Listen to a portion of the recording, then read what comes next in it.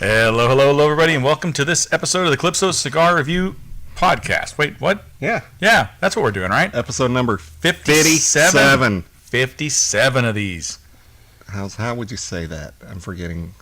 Cincuenta y siete. Yeah, badly. And today we're doing something that's actually pretty rare.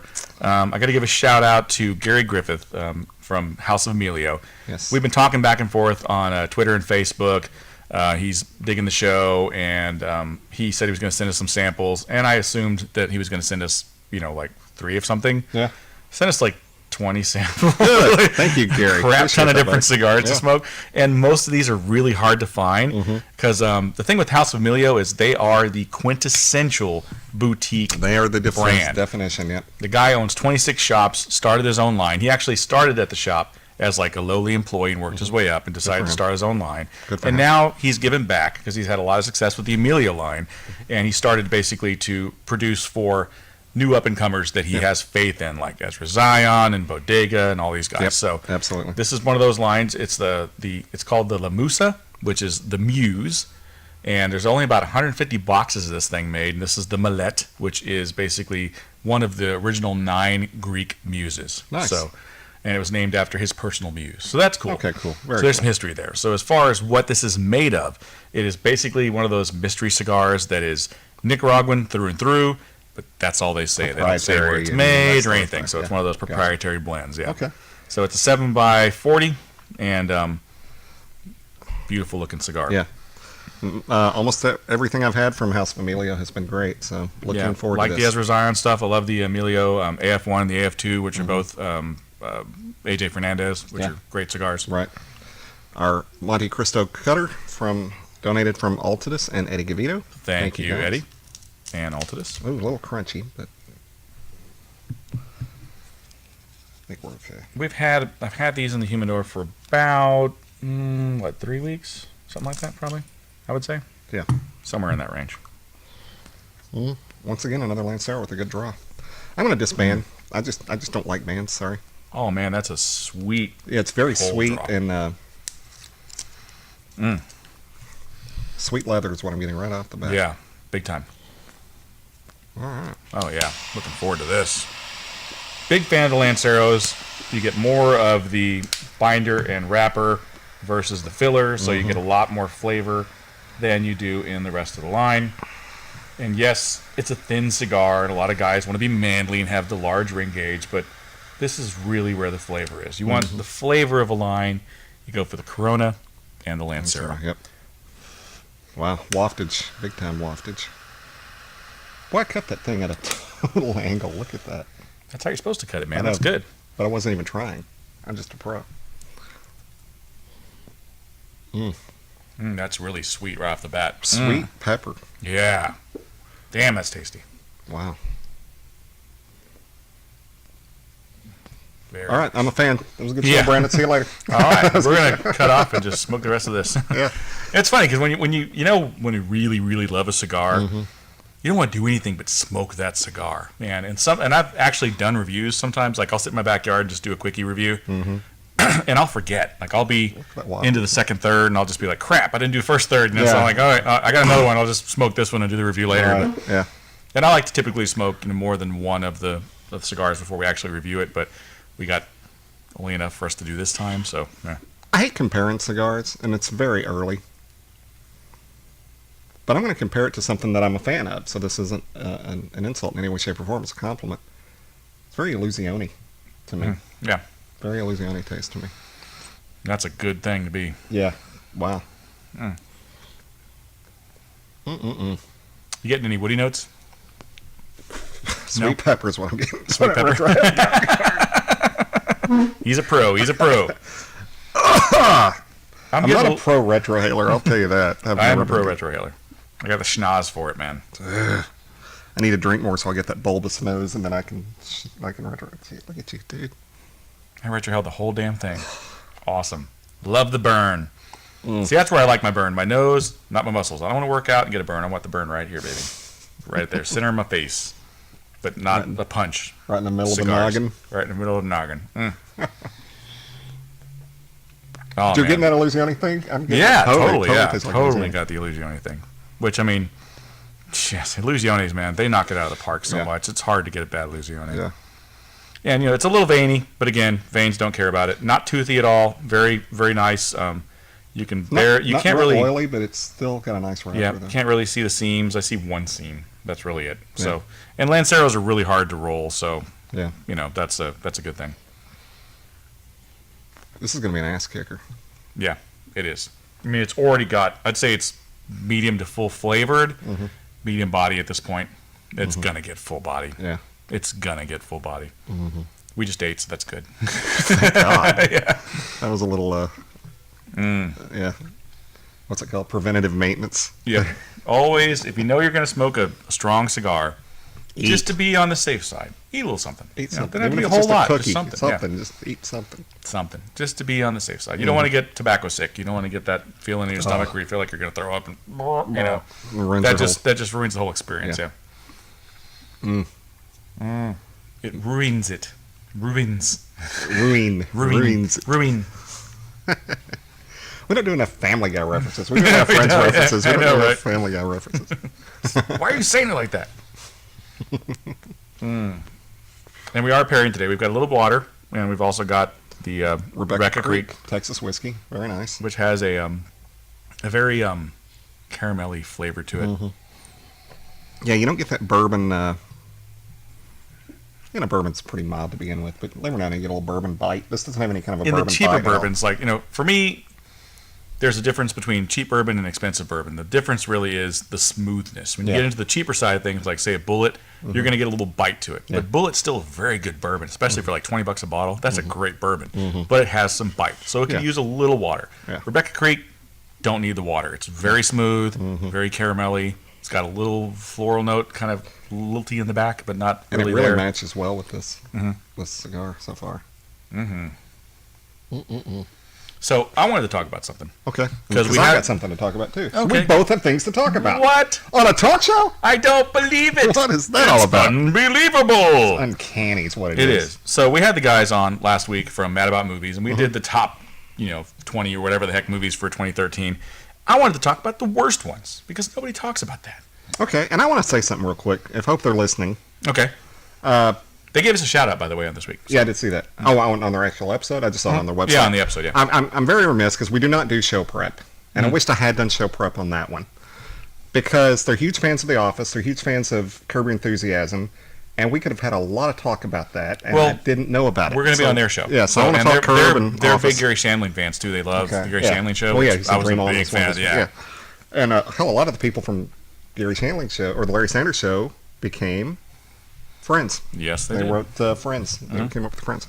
So, but I saw that they were a big Curb Your Enthusiasm fan. Oh, and they thought The Way Back, and when they reviewed The Way Back, they thought it was the best film of the summer. And I loved that movie. Yeah, it's and a great movie. Yeah, so I would like to have talked to him about that. So, I'd like to talk to him about Steve Carell and like the potential for an Oscar for him. Yeah, 'Cause I think so. That he hasn't been in the industry as long enough for him to be like an American legend or whatever they had, the treasure, icon whatever. or whatever they Yeah. had, the American treasure. That's what it was.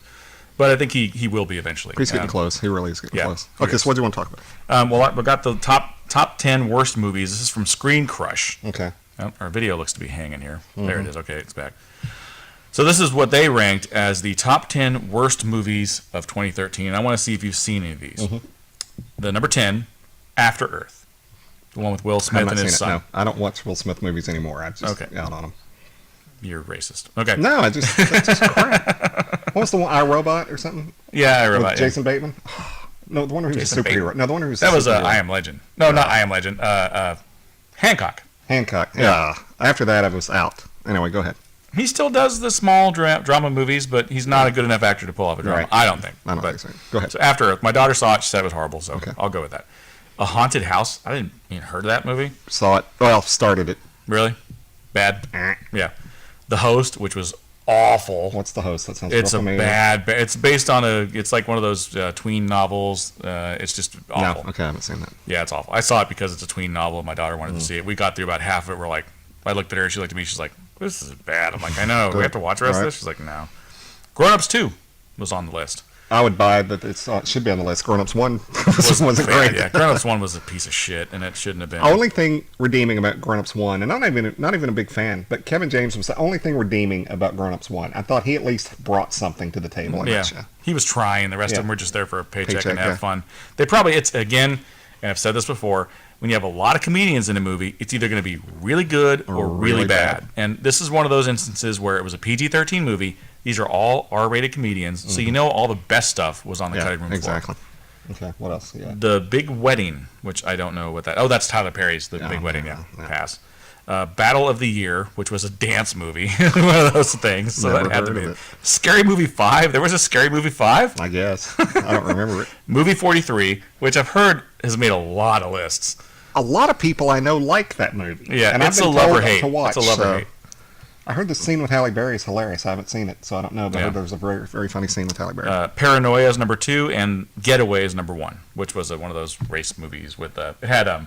actually, it was a kind of an independent action movie with Ethan Hawke and one of the chicks, Selena Gomez. Yeah, okay. I know what you're talking about. Yeah. So she's like the Disney chick trying to break her Disney thing, and she's playing the bad guy. She's carjacking him. I'm like, yeah, okay. Selena Gomez is carjacking someone. Give me a break. Yeah. So I haven't seen... Yeah. I'd seen 1 or 2, I think. Yeah.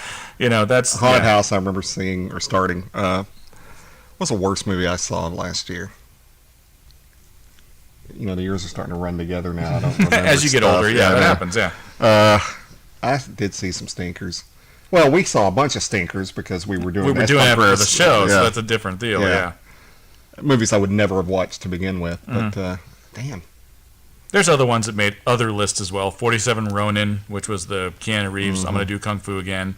The Mortal Instruments, City of Bones, which is Hollywood's another attempt at doing one of those tween movies. Let's get that audience and make one of those movies into a book, and it just failed miserably. I saw this one, R.I.P.D. We went to the movies to see something else, and it was sold out. Dude, it has Jeff Bridges and Ryan Reynolds, and I like both those guys, but I knew that movie was going to be bad. I do too.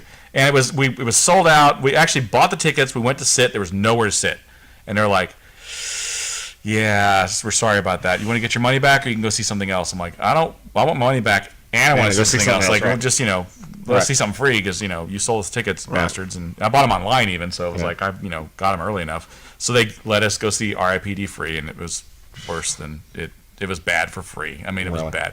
It's one of those movies that was just overthought, rehashed plot. It was basically, probably when they first pitched it to somebody, it probably sounded good. I mean, it's based on a comic book, and it's basically Men in Black with a spin on it. Only dead people and stuff. Yeah, but just really bad special effects, and that's the thing. That movie had better special effects. It may have been better, but really, it just wasn't there script-wise. And A Good Day to Die Hard made a lot of lists, which was the last Die Hard movie, which I heard was just awful, and I started to watch it and gave up because it was just bad. It wasn't fun. The previous Die Hard was so bad. I didn't. Yeah, Die Hard movies are supposed to be fun, and there just wasn't. The fun was sucked out of it. Smurfs 2 also made a lot of lists, but it's Smurfs 2. I can't say it's a horrible movie, but one of the movies that I actually went to the theater and saw last year that I just did not like was it wasn't crazy, but The Caller. Or whatever with Halle Berry, with the girls in the trunk of the car, and she's the 911 operator. Could have been a decent movie. Halle Berry, I think, phoned it in. I mean, we know she's a good actress. She's won an Oscar. She's good. Yeah. She just didn't really seem like she cared about this girl. She was just reading lines. Oh, wow. The girl's the girl from Little Miss Sunshine, and it's great. She was very good. She's a good actress. She was very believable in it. The premise was solid, but they just didn't seem like they really put enough effort into that movie. Yeah, The Call. Yeah. The Call. That's the call. I said The Caller. Baggage Claim was another one. Hansel and Gretel Witch Hunters, which you could tell from the trailer that was going to be a giant piece of shit. That sounds like an Esteban Cruz creature feature. It does. I don't want to watch that. No, we're not sponsored anymore. The Last Exorcism Part 2, which was one of those low-budget horror movies they knew they were going to make their money on, and they did. Tyler Perry's Temptation, The Last Days on Mars, which I never even heard of, and The Colony.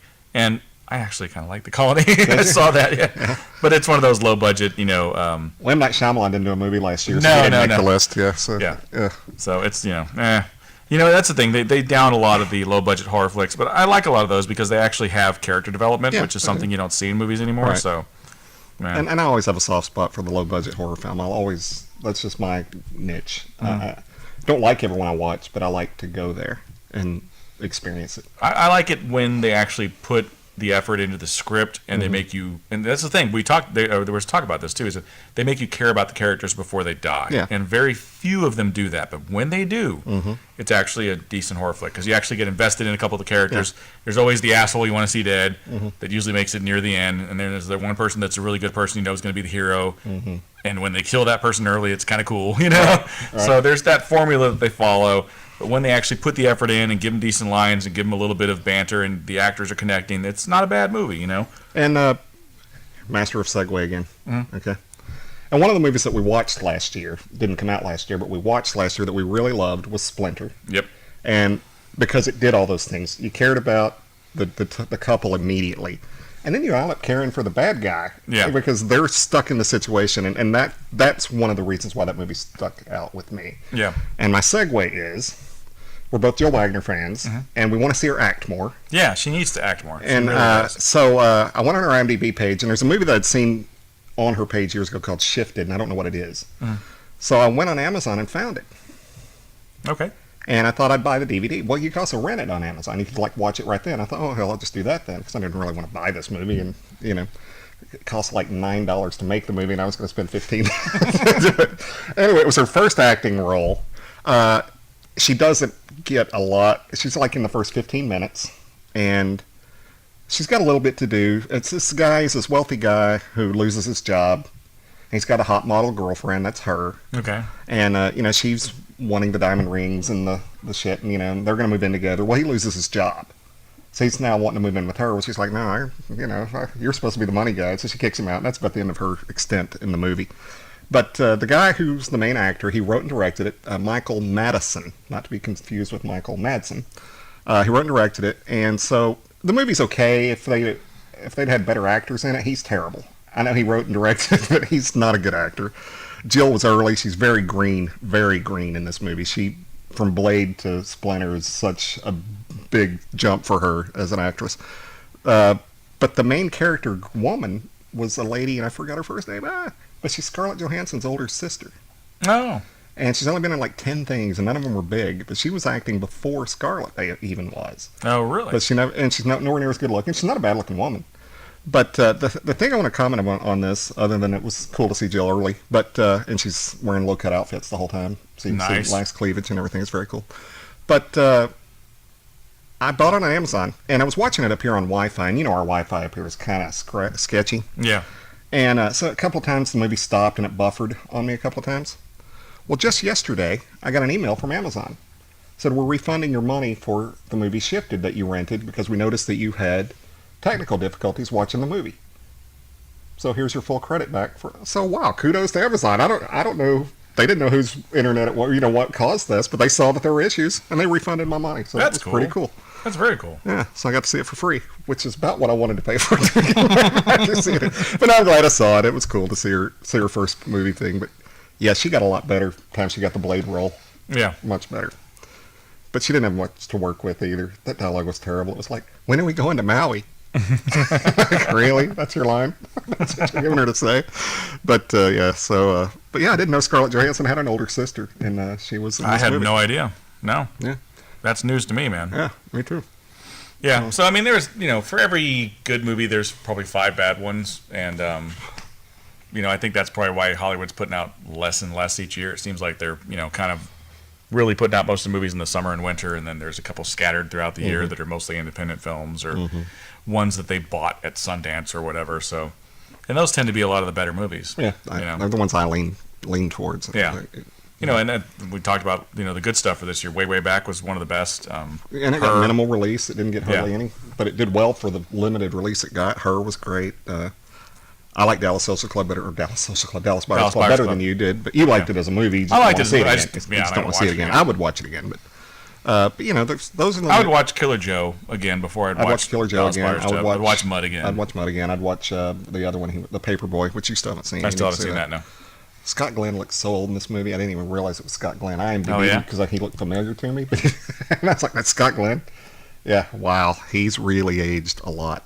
Yeah, he looked really bad in Sucker Punch, which he looked really, really wrinkly. It was like hard to recognize him, so I could see that. Yeah. So we're gonna take a little break, and first third, It started off really strong, but it's kind of mellowed out a little bit. But the flavors enhanced. Yeah, lots of flavor. I mean, for me, it's like a oaky, woody with a lot of leather and a little bit of slight earth, but for the most part, it's just a leathery, spicy wood. Yep. Yeah, tasty. I like it. So we'll be right back.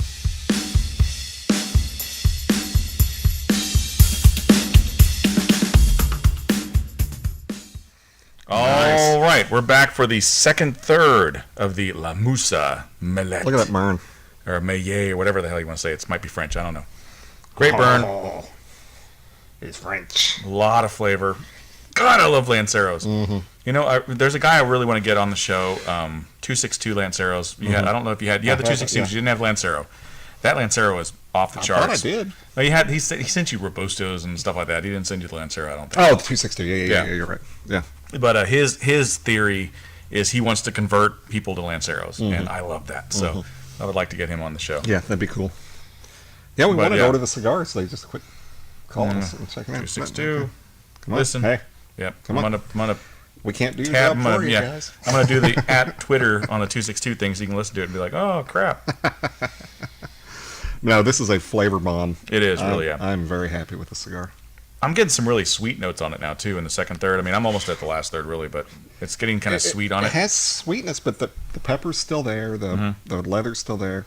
I'm not getting much cedar or anything, but just peppery sweetness. I figured this out the other day, and this is just my palate maybe, but I think there's a difference. I'm starting to notice a difference between the woods. You know, for me, cedar wood has a definitive bite, but it's also sweet.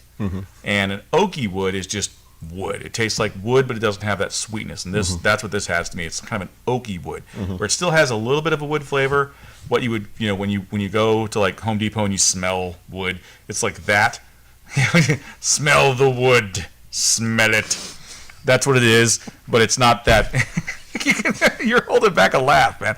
Because I didn't want to swallow while I was laughing, so I was trying to hold the liquid in my mouth. Dude, I did that the other day. It about killed me. Oh my god! I was drinking a dram and I friggin' my wife said something and I snorted and it went right up the nose. The burn was so bad. It makes a retrohale on a cigar. I mean, holy crap! You get some bourbon in your nose. Oh my god! Yeah, I was trying to prevent that. And I literally went upstairs and got the nose hair trimmers, and I was just like gouging my nose, just trying to get whatever the fuck was out of there. Like just burn it all out, like make it stop. It was horrible. And I literally got a cup of water and just like snorted it in and spewed it out just to try and get that out of your nose. I noticed that in the winter, like when it's really cold and the heat's on in the house, I get bloody noses or I wake up dry. I'll do that. I'll get a handful of water, just snort water through my nose to get. They have a thing called a neti pot. Have you ever used a neti pot? Yeah. Yeah. I have a neti pot. It's collecting dust. I never use it, but it's a great thing to use if you have nasal issues, and especially if you just got over being sick and you want to smoke cigars again, you want to taste them. Get a neti pot, or even just get like distilled water and just cup it, snort it up your nose, and blow it out. You're gonna get a crap ton of boogers out, but it clears your sinuses. Then you can enjoy a cigar. And you can breathe again. And you can taste things again, which is the big thing. I hate when you get sick and you can't taste shit for like 3-4 days. Yeah. It's awful. My palate is my thing. It's like, I love my palate. I love tasting food and tasting cigars and tasting bourbon and scotch, and to not be able to do that is just a killer. It sucks. And I found out the hard way that I'm allergic to pine nuts. There's something that you make with pine nuts. I don't know what it is. It might be hummus or something. I don't know. Or no, not hummus. The other thing. I don't know what it is, but it has pine nuts in it. The other thing. It's not hummus, but it's like exactly hummus. what you're talking about. Yeah, that thing. Yeah. Fuck you. But it had pine nuts in it, and I ate it, and like literally like a week, I couldn't taste shit. Really? I was like, what the fuck? Like, I can't taste. I drink coffee. It was like water. Everything was like water. It had no flavor whatsoever. So I looked it up on the internet. Pine nut allergy. So I can't have pine nuts. That sucks. It really does suck. Yeah. And supposedly, some people get a permanent allergy to it. If you have it once, like it kills your palate, you can't taste anything. So I was like freaking out. I was like, holy crap. Like forever? Forever, yeah. Like it can really fuck you up. That's pretty scary. That would be bad. That would suck. Probably lose a lot of weight because I wouldn't be able to taste anything. But that would be the end of the Calypso Cigar Reviews. What's it taste like to you? Nothing. What's it taste like to you, Randy? Yeah, I'm getting that too. Exactly. That'd be the whole. Are you getting cedar? No. I didn't. Me either. What are you getting? It tastes like cotton candy and roaches. Me too. I lied. Fuck you. Damn it. We have a mini movie review, don't we? No, yeah, we haven't done one, yeah. What is it? We do have one, yes. Movie review. Movie reviews by us. Brought to you by us. Anchorman Dose. So, okay, Kirk from Poolside Cigar Reviews, on a reply to one of our emails, or one of our videos, apparently we mentioned Anchorman 2, said it sucked. Yep. Davis told me it sucked. A couple of reviews I read said it sucked. So I went in with completely low expectations. You apparently went in differently. Yeah, I went in thinking it was not as good as the first one, but it was still funny. And that's what it was, to me. So me with low expectations loved it because I wound up laughing my ass off during this thing. Was it as good as the first one? Not even close. They're not even in really the same ballpark. But as a movie on its own, it's funny. And one of our favorite customers is here and buddies. So I noticed a lot of anachronisms in this movie. Yeah. It's supposed to take place in 1980. Yeah. Steve Carell mentions a line from the song Ghostbusters, which didn't come out to 84. Yeah, exactly. Some of the cars and clothes and everything were mid-80s, but for the most part, I thought it was funny. I enjoyed the heck out of it. I think when you're making a comedy movie about the 80s where people don't really care about it being a period piece, you don't really have to stick to that, that rule too much. Right. So yeah, there's a lot of that in there. There's a lot of misses in the making it feel like a period piece. Right. But it was very funny. It had a lot of funny moments. Some of them, yes, they're overdone. It falls into the Seth MacFarlane humor where let's carry something to where it's not funny, and then it's funny again, and sometimes it works and sometimes it doesn't. But and this is in the trailer, so we're not spoiling anything here, but Brick faking his death. Although, that's what you thought in the trailer, he faked his death. The way it plays out, it's almost like he really thought he died. It's actually kind of funny. He just didn't freaking know because he's Brick and he's a moron, yeah. But they did override that a little too far. Yeah. Keckner had some really funny moments.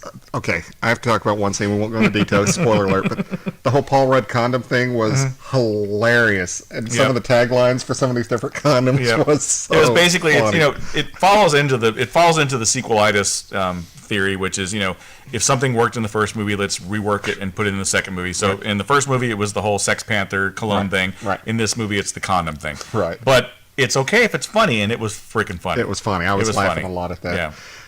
Brick was the star of the first one, wasn't he? Yeah, he really was. He really was, yeah. Brick's kind of annoying in this one, and I'm the biggest Steve Carell fan there is. And he had some funny stuff, don't get me wrong. He had some really funny stuff, and the way him and Kristen Wiig played off each other was really great. That was cute. Their date. That was hilarious. But for the most part, he was annoying. Yeah. But I still loved him. He's still Brick. But Paul Rudd was genius. Keckner was genius. Yeah. I didn't like Christina Applegate in the first one. I liked her in this one, and I didn't really expect to, but I kind of did. When he has the physical issue that she's trying to help him work through. Yeah. And, okay, the song he sings to the shark was annoying me. And it's very Seth MacFarlane because it was annoying me. And all of a sudden, I was realizing this is a very pretty song. And I was getting emotional. I was like, this is actually a good song. The whole shark thing was just, it was one of those, I love that Will Ferrell goes there. I mean, he has the balls, he has the cojones. He will ride out a joke. Yeah, he will. I mean, he just doesn't care. It's like, if you get it, fine. If you don't, whatever. I did it, and it's And there. I'm riding it out. And but they played a song, and I don't know if you've even known the song, but they did an obscure Neil Diamond song in regards to the shark called Shiloh. Do you know this song? Yeah, I know the song. One of my all-time favorite Neil Diamond songs, but it's so obscure that I'd forgotten about it. I don't even have it on my playlist. I have the song. I don't never put it on a playlist. And as this is playing, I'm listening. I'm not even paying attention to the scene anymore. I'm listening to the song going, God, I forgot how much I love this song. So now I've got it on my playlist. Oh, cool. That's great. But yeah, the song to the shark. What was it? Ovi? What was the song? It was something name? like that. Yeah, I don't remember. But yeah, and it. And his there was kid, one line I just because you could tell they were kind of playing off the Gene Hackman blind man guy. Yeah. In Young Frankenstein. Yeah. And when they left, I kept expecting him to say, but I was going to make espresso. I was figured gonna they make would throw espresso, that line in there, and I just waited, and they didn't do it. I thought, oh, that would have been awesome if they'd have put that line in there. But his kid was the worst actor in the world. He was. And it's all the kids in the movie are kids of the people in the movie, the writers and stuff like that. So yeah. The little girl that berates him at the Orca thing was the little girl. If you've seen any of the Funny or Die stuff, there's a skit where it was like the landlord, and it's that little bitty girl like calling him, "You're my bitch, you panty bitch or whatever. Right, Will Ferrell's just like crying. You're so mean. She's a little girl in that scene, so that's awesome. All his kids are in there, so yeah, it's fucking hilarious. And in the end, we won't give it away, but cameos out the ass. Yep. I'd heard of a few of them, but I was stunned by how many there was. Yeah. And there's one I am going to give away because I didn't recognize her, but when I saw the credits, I was like, that was her, and I rewound it, and it was. Kirsten Dunst. Yeah. Was the other Canadian reporter. Mm-hmm. I didn't recognize her. I know, me neither. But that was her. Yeah. Interesting. But she's a minor cameo compared to all the other cameos in this scene. They do kind of redo the fight scene. Yeah, they do. Yeah. And that's, the things you liked in the first one, they're going to be in the second one. Carried up the nines. Right. They take it to another level. There wasn't an Afternoon Delight moment. No, there wasn't. I was kind of waiting for that. I kind of thought they would break that out, but they didn't do that. But I give it a thumbs up. I mean, as a sequel, it is a thumbs up movie. And if you can see now, here's the thing though. The movie came out, and I've been talking about this forever, and it was my thing. It's like, Hollywood, wake the fuck up. Why aren't you doing this? Because Hollywood's take on movies in the past decade or so has been, let's put out a PG-13. And it'll get more viewers, and we'll make more money. Well, they're putting out a bunch of PG-13 stuff that should be R. RoboCop should have been fucking rated R. Right. So there's going to be a Blu-ray version that's the unrated version, which is really the one they should have released in theaters. Right. So my thing was, Hollywood, wise up. You don't release that fucking many movies every year. Put out the PG-13 movie and the R movie at the same time and let them decide. Yeah, you're going to make twice the money because there's going to be people who are going to go see the R-rated version. People are going to go see the PG-13. Well, that's what they did with Anchorman. They released the extended version with 700 and something more jokes, and that's the basically unrated version that's going to be released on Blu-ray. And that's the one we watched. Yeah, and they're making more money off the damn thing. So obviously, that's the funnier version of the movie because that's what you expected when you went and saw the movie. So if you saw the movie in the PG-13 version, it was highly pacified. Watch the unrated version. Yeah, it's totally different. There's a lot more jokes. The family, the scene when he goes and visits his boss's family for dinner. Oh my god! Like you said, a lot of it was predictable, but it was, even though it was predictable, it still made you cringe. Oh yeah, I mean, you just were waiting for someone to punch him in the face. Oh god, yes. It was so. I was laughing the entire time, and I was texting you during that scene. I'm like, oh my god, I'm at the dinner scene. This is great. But now, back to that PG or. 40-Year-Old Virgin came out as a rated R movie. Yeah, and it did gangbusters. But then they released an unrated version, and it was even, had a lot more funny stuff. The movie's a little long with the unrated version of 40-Year-Old Virgin, but you do get a lot more jokes. I mean, they carry the how I know you're gay thing a lot further and everything. They do. Yeah. Which I didn't mind. I thought that was one of the best parts of the movie. But so if it worked for 40-Year-Old Virgin, then why don't you just do it with every other movie, or do the chicken way out and say, well, we'll release both versions and both, Yeah. But do it that way. I mean, don't water it down. You're fucking Hollywood. Come on. I mean, to me, it should be pretty easy. Release the PG-13 version of it, and it'll be all the showings up until 6 o'clock, and then everything after 6 o'clock is the R-rated version. Right. If you want to go see the PG-13 one, go early. Yeah. Or certain theaters carry the R, certain theaters carry the PG-13. And by the way, yeah. it's a fucking comedy about drugs and pot and booze and sex and everything. So it shouldn't have had a PG-13 version anyway. No. Yeah. So you don't want to take your kids to it anyway. So what's the fucking point in doing that? It's money. Deep it's a money game. The PG version. Exactly. Really? I mean, come on. Yeah, it's just stupid. And Hollywood's been playing that game since the 70s. I mean, I remember when Saturday Night Fever came out. Oh yeah. There was the R-rated version, and then when it came out on video, there was the PG version. Yeah. And that was the version my parents rented, and that was the version we watched. And I was like, okay, he dances. It's a pretty good movie. Then it came out on HBO, and the R-rated version was on. I didn't know. I just watched it. I'm like, there's boobs in this movie? That's awesome, So they've been doing that for a long time. Okay, get this, because I've got if it happened longer than 6 months ago, I've got a really good memory. If it's happened in the last 6 months, I don't know if it's But what did you just say? I have no idea what you just said. Saturday Night Fever. No. But I remember we went to see Saturday Night Fever in the theaters. Okay. So 77? Yeah, something like that. Yeah, it's around I'm about 8 Star years old. Wars, Yeah. And BC. Yeah, and we went to see it. BC before Star Wars? BS. BS. BSW. Before Star Wars. And the same year as Star movie, Wars. I'll never forget this because my mom was the quick to... Yeah. And it's trailers. Yeah. There was this movie called The Betsy, which I wound up watching later. It's Betsy. Terrible. With Tommy Lee Jones and... Yes, but there's a nice pair of tits in that. They showed it in the trailer. I know. And I remember going, oh! Yep. Saw boobs She's in in the a pot. trailer. She's in the pot. Get out of Like, there. oh, yeah. Nice boobs too. Yeah. Kathleen Beller, I think, was her name. Yeah, she something wound like up being that, on Dynasty or something. Yeah. Anyway, never did anything afterwards, but nice boobs. Yes. But I was like, oh, boobs in a trailer, and I've never seen boobs in a trailer since then. They showed boobs in a trailer in the '70s, but they don't show boobs in a trailer now. You got to watch the Red Band trailers. Occasionally they do that there. Except for Scarlett Johansson. Yeah, unfortunately, I got to wait for the movie for that one. Under the Skin. Fortunately, she took her selfies. Yes. Boobs, So we get to thank see you, those. Scarlett Joe, for the selfies, and thank you, Internet and Al Gore. And whoever stole the pictures and Exactly. hijacked her pictures. Yeah. And stuff. And Ryan Reynolds. Thanks for sharing those. Douchebag. Yeah, this is who I used to date. Put these on there. Yeah. Check her out, interwebs and the world. But I liked Anchorman 2. I, like I said, went in with low expectations, wound up laughing. Yeah. You know. I liked it too. If I had a choice between, you get the 10 movies you can take to the desert island, I would take Anchorman 1 over Anchorman 2. No but I doubt. still enjoyed it, and I'll watch it again. Oh, if it's on TV, I'll sit through it again. I won't have any problem with it. But it is worth it, at least just to check out the freaking cameos at the end. Good Lord. And okay, not the biggest Harrison Ford fan. Was not looking forward to him in a comedy, especially in this ilk. Okay, he's funny. He had some fun. Yeah, he handled pulled it, off. yeah. He pulled it off pretty well. I think he's mellowed a lot since, I think hopefully he's so. gotten over the whole I'm Indiana Jones and Star Wars thing. Yeah, hopefully so. He might, move back into that after the next Star Wars trilogy, but you never know. He seems to be a lot more, Less loosey-goosey. taking himself. Yeah. Seriously. Although, by the way, and I meant to tell this last week when we were talking about Harrison Ford with the Mad About Movies guys. He had one of the funniest lines ever that he told to a director or a producer, maybe whatever, when he was auditioning for a part. This is early, before American Graffiti. He was a carpenter. Yeah. And he auditioned for a part, and the producer or whatever, he said, you're not a movie star. He says, I'm not trying to be a movie star. He says, we want movie stars. Tony Curtis could play a waiter, a busboy. Tony Curtis could play a busboy, and he'd walk on the screen and he'd say, that's Tony Curtis, that's a movie star. And Harrison Ford said, well, I'm sorry, I thought you were supposed to look at him and say, hey, that's a busboy. Well, that's a great line. That's a great line. That's exactly right. That's a great line, yeah. Thought you were supposed to say there was a busboy. Yeah, thanks for autographing my picture when I was a kid. Oh, you didn't. Dick. Dick Ford. No, I mean Harrison Ford. Harrison Dick.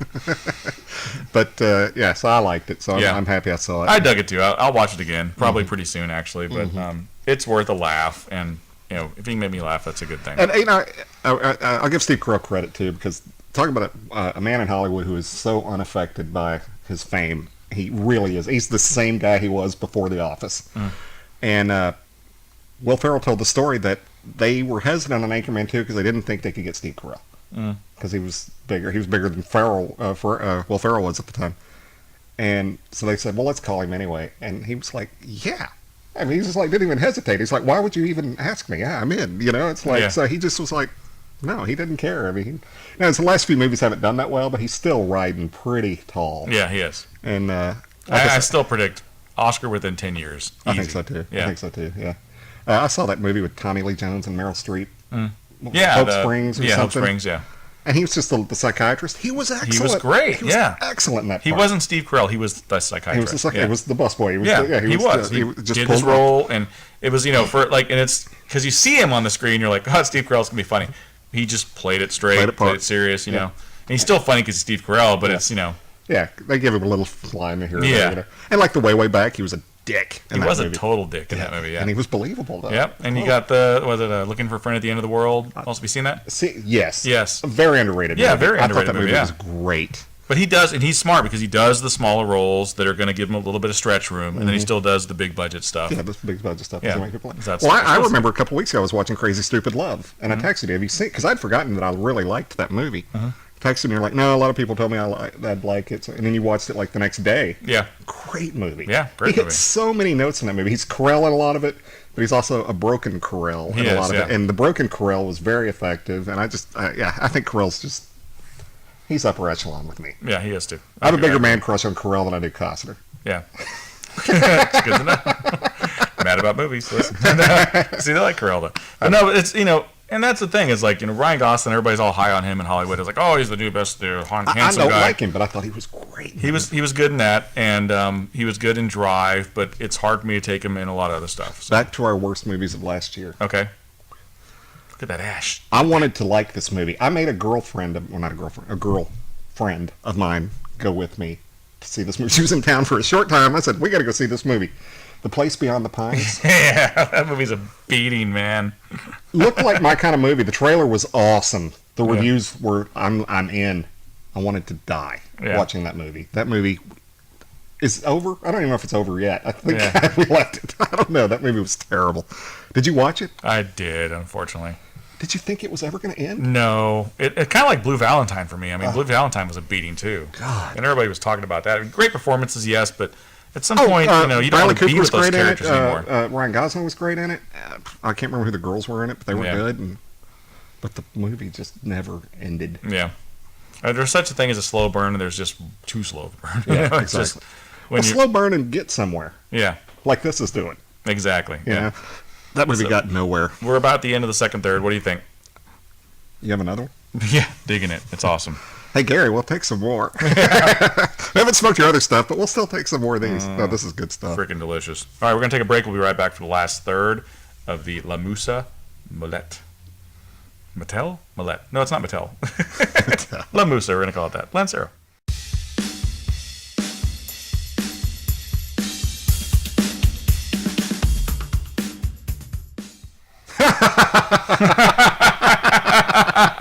Oh, God, that's great. All right, so we're on the last third. They did that, by the way, in Anchorman. Did you see that? Yeah. Did the fake laughter thing? I love it. We're on the last third of the La Musa Melete. I'm almost to the burning fingers stage. It's freaking delicious. It is awesome. Seriously, if I had another one and we didn't have to go to bed tonight, I'd be smoking another one right now. It's fucking awesome. Yeah, that's a great cigar. So thank you very much, Gary Griffith, for providing. House of Emilio is putting out some good stuff. Yeah, and I love what he did. You know, the fact that he's doing well and he's bringing all these other guys in that he has faith in and just helping them get their cigars out there. Yeah, I mean, he took to Chris and Kyle and got them. And that's awesome, man. Good stuff. To be able to do that and successfully, and that's a great model. So other people can do that. He didn't send us that Connecticut, right? No, he didn't get the Connecticut. Connecticut? No, Connecticut for us? It's like a Connecticut Fuerte or something like that. It's supposed to be a flavorful, medium body. Yes, I'm looking forward to that. Yeah. Maybe similar to the Series C. Yes. We need to do that We have the Series C. We need to do it. We need to. We need to do that. What'd I do with mine? It better be in your freaking thing. No, I think I left it up in the cabinet. Okay.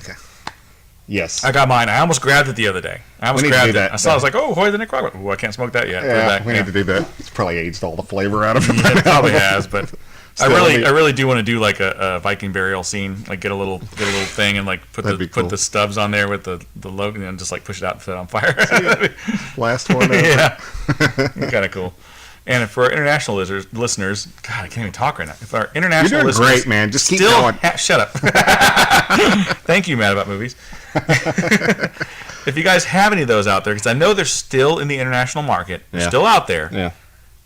Send us a box. We will send you some stuff that you can't get. We will stick for stick match whatever you send us. Yes, please do, because I would love to get a box of those. Tell you what, we'll stick and a half match you. You send us 20, we'll send you 30. Yep. We'll even send you Ligas. We don't care.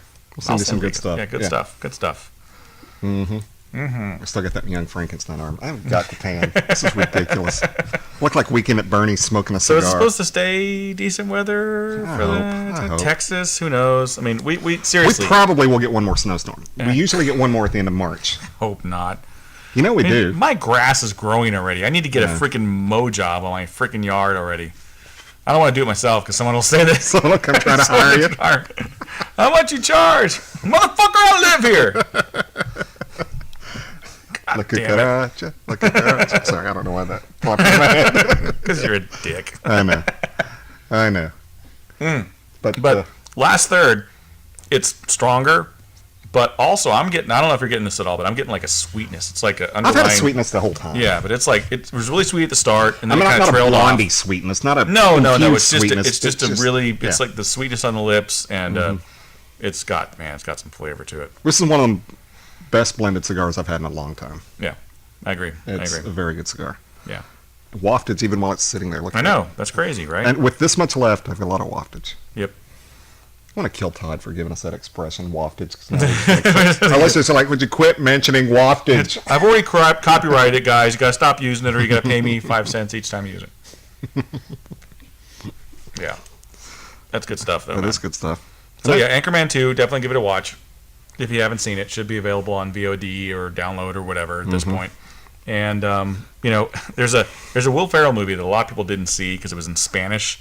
Shit. I know what you're talking about. Cuba Libre. Oh, shit. It's a weird name, but I happened to watch it about a couple months ago, just because I was bored, and it was freaking Casa de mi hilarious. Padre. Yes, Casa de mi Padre or something like that. Yeah, it was freaking hilarious. Yeah. So you can get through the subtitles and stuff. He's still very funny. Doesn't matter what language he's in. And John C. Reilly's in it too, right? Yeah, he is. Well, there's a local guy on a station that we reference a lot of times called The Ticket, and there's a local guy named Gordon Keith, and the guy should be bigger than he is. Yeah. Yeah, he should be Steve Carell. I mean, he's that good.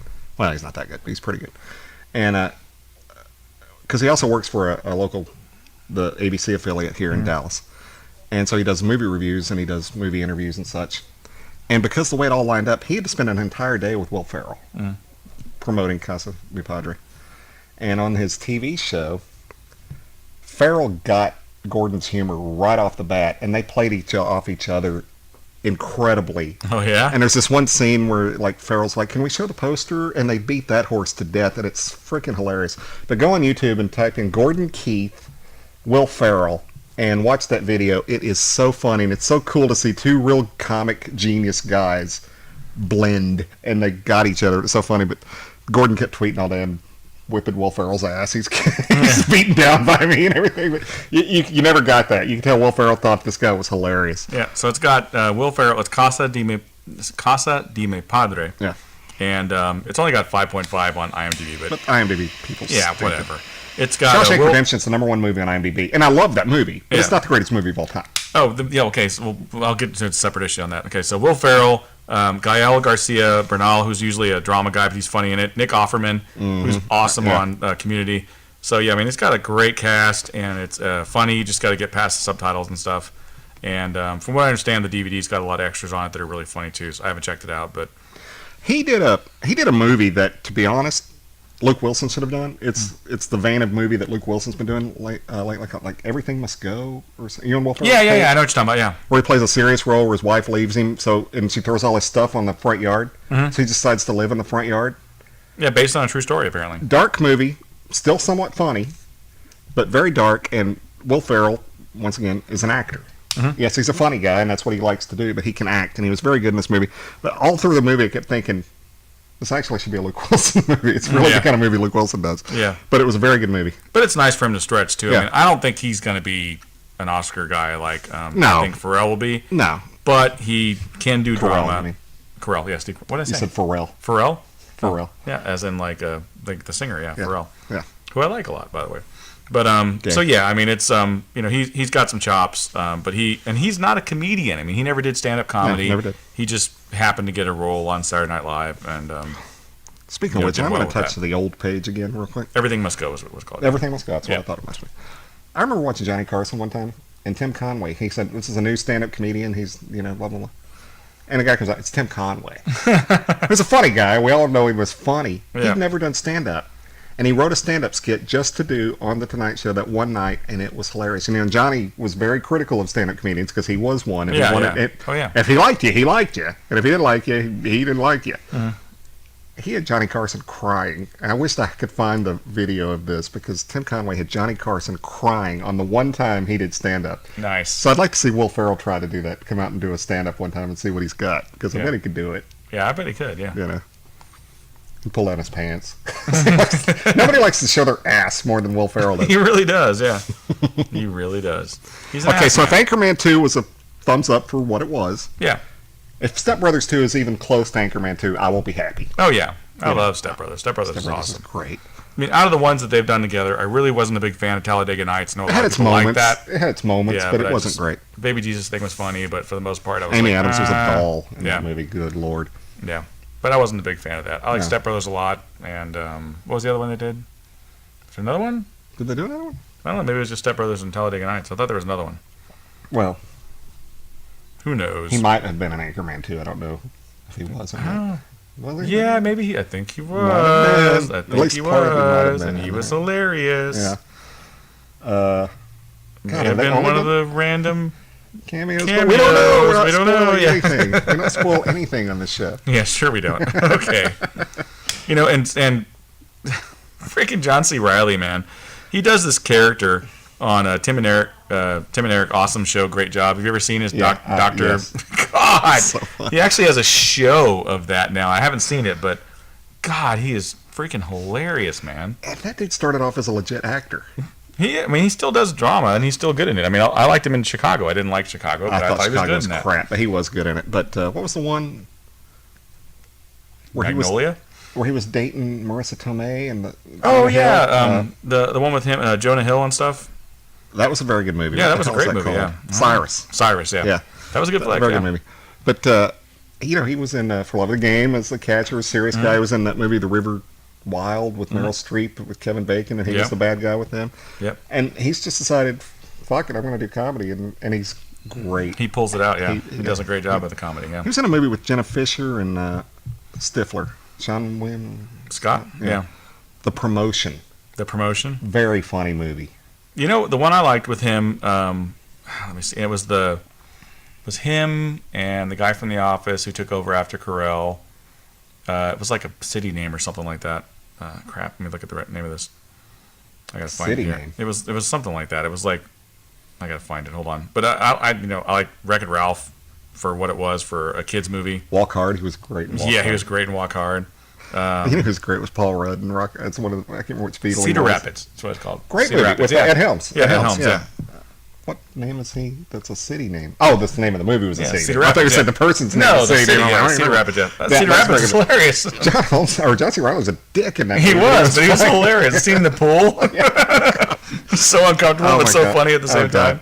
Yeah, and oh man, I had something about The Office and crap. Anyway, I don't remember. Yeah, it was stupid. But overall, check out John C. Reilly movies. He's got some range. And I don't know. You ever see Magnolia?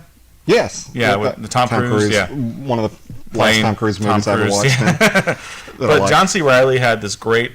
There's a scene in the movie, and if you pay attention, it tells you what's happening in the movie. Mm-hmm. There's John C. Reilly. He plays a cop, and he's talking to this kid, and the kid raps the whole scene. Mm-hmm. And the rap that the kid does tells you exactly what the plot of the movie is and what it's about. Right. But he completely ignores him because he's rapping. He's like, I don't understand what you're saying, kid. And he's just like, blows it off. But he plays that so well, though. He just like total blank slate, just whatever, I remember what I was going to say.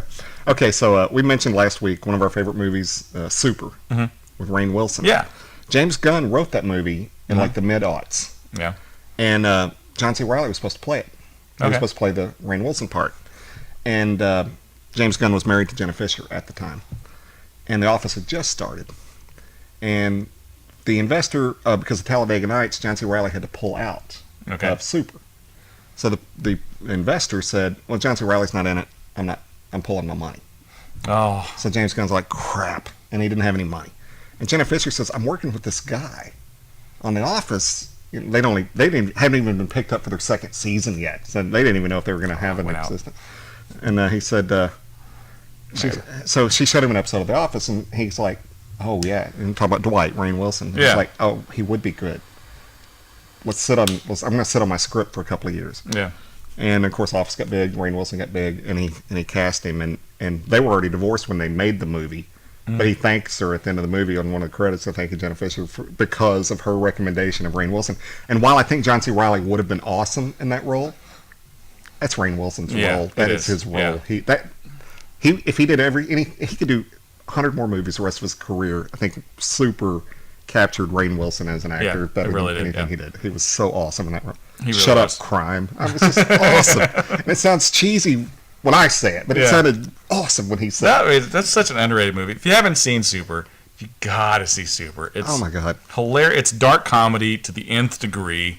It's funny, but it's also like you're disturbed by it. There's moments in there where you're gonna go, "Holy shit!" There's movies where you're gonna laugh, moments where you're gonna laugh and go, "Ooh, I shouldn't have laughed at that." Yep. Or maybe I should have.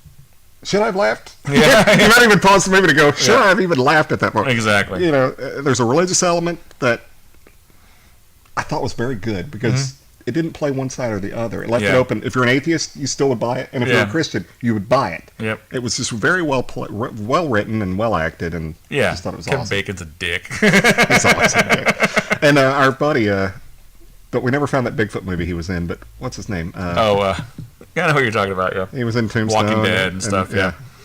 Crap, What's that guy's fucking name? Jesus, are you kidding me? He was in We can't remember. JFK. I mean, he's in a bunch of stuff. Yep. The guy from Merle from Walking Dead. We'll just call him that. He was in Cliffhanger. He's in a bunch of stuff. What the fuck's that dude's name? Oh my god. But anyway, Are you he was kidding me? good in it. That girl, I really like her. She just came out of the closet. What's her name? Yeah. I know who you're talking about. Yeah, she was in that movie, Hard Candy, which is another hard movie She's to in watch. Juno.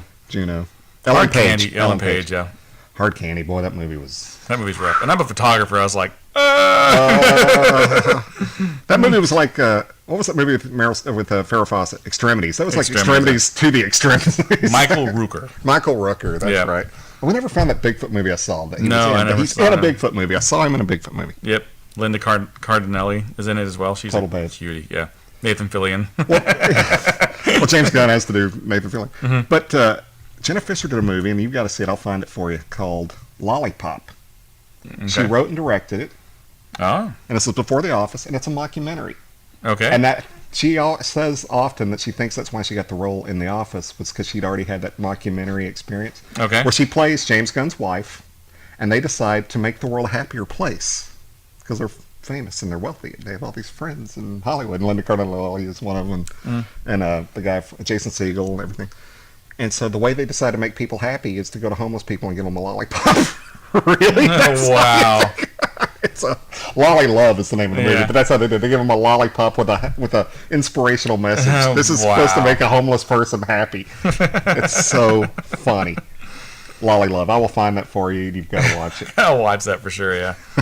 So one of my favorite sites, we're going to throw a couple of shout outs here at the end just to, kind of let you know. Our most rambling episode. Yeah, ever. most rambling episode ever. If you haven't found the Chive, go to the Chive and look at the Chive. The Chive is awesome. Reddit Chive hates, on, man. Reddit hates the Chive because Reddit's like, oh, we have all the stuff, and then the Chive steals it. Whatever. It's a great place to go and see funny things. They got hot babes on there. They got funny pictures. And they had one on there that just, I could not stop laughing. The guy had a little post. It was a guy holding a sword. And he's like, I wanted to help out a homeless guy, and I gave him some money, and he gave me a sword. And then someone posted on the comments like, you're living the life, man. You're living a video game. You just leveled up. It's just so awesome. I mean, the fucking Chive is awesome, man. I've got Chive shirts. You got a Chive on. Chive Davis is a the big best, Chive guy. I love the Chive. Yeah, Chive is that's awesome. So check out the Chive. Check out also, there's a couple other ones. Bro, what's it? Shit, I can't think of it now. But I'll list them on the notes or whatever. But Bro My God, Bro My God's another one. Yeah. I love this. It's called YouTube.com, and you can type in anything, and you find up some really funny shit. I don't know if people are aware of this website yet. YouTube, what's that? YouTube. It's YOUTUBE.com. It's just a bunch of videos, and you can click on whatever I've never videos. heard of It's that. awesome. You can find that Calypso Cigar Review on there. They're on there? They're on there. Awesome. Those guys rule. Those guys are awesome. What else are Love they those on? guys. They're on iTunes, iHeartRadio, Spreaker, Stitcher, Podomatic, YouTube. That YouTube thing, maybe it might be YouTube A. I don't know how It might you be pronounce French. That might be It French. could be. Vimeo. Also, Twitter? they're on Vimeo. Yeah, Twitter. Yeah. Twitter, Podcast Land. Yeah. Those guys are everywhere. Facebook. Those guys must be awesome. Those guys rule. They're my new heroes. Also, check out Kirk at Poolside Cigar Reviews. Yes, our for buddies sure. at Desert Cigar Reviews. We don't have shout-outs this week because we forgot. But we will give you shout-outs next week, and we promise we'll go back, and we'll make sure everybody from the last episode on gets those shout-outs. And if you like or comment or heart us or We got to give a shout out to a couple people we know right off the bat. Yeah. Jeff Hirschauer. Jeff Hirschauer, Scott Dan Cognac. Gum. Scott Cognac. Yeah, Scott Cognac. Eddie Stogie fan. We forgot to mention him last week. Yeah, we and I did. felt bad. Sorry, 'cause- Eddie. Sorry, Eddie. He'll Yep. forgive us. He's cool. He likes everything we do. He's a good dude. He is a good dude. He follows Kirk now. He He replies does. That's on cool. Kirk stuff. That's cool. Jeff even replies to Kirk from time to time. So Cool. Scott Cognac, you need to start watching Poolside Cigar Reviews also. He's Yes, cool do too. that, Scott. And Scott really has some fans going on in Wichita because they're still kicking everyone's ass on the downloads from whatever cities that we're in. Yeah. Thank you, Scott. Thank you, Scott. And You thank rule. you, Gary Griffith. for the wonderful Lancero. Absolutely. This is, I mean, I haven't nubbed a cigar that short. I got Long that far. I had to time. throw it away. It was Oh my God, fine. it's so tiny. Just burn my fingers. I Awesome. swear to God, I wish I had another one. I would stay up late tonight. I and would, smoke yeah. That. That's it's awesome. that good. Very, very good. So House of Emilio is doing great work. All their subsidiaries are just putting out great stick after great stick. Really do want to try that Connecticut. Maybe we can get Gary to send us one, or maybe For get Brandon sure. or Rep to get us one. Yeah, we need to try some of those somewhere somehow. Yeah, I'm going to text Brandon tomorrow. Yeah, do that. See if Do we that. can- Not this Brandon. Another Brandon. Not that Brandon. Brandon Holdsworth, we've mentioned him before. I'd like to have him on the show. He's a very interesting guy. Yeah, he's a too. cool dude. Yeah, we like Brandon. All right, so as always, it's been great smoking with you. See you later, Brandon. See you later, Randy.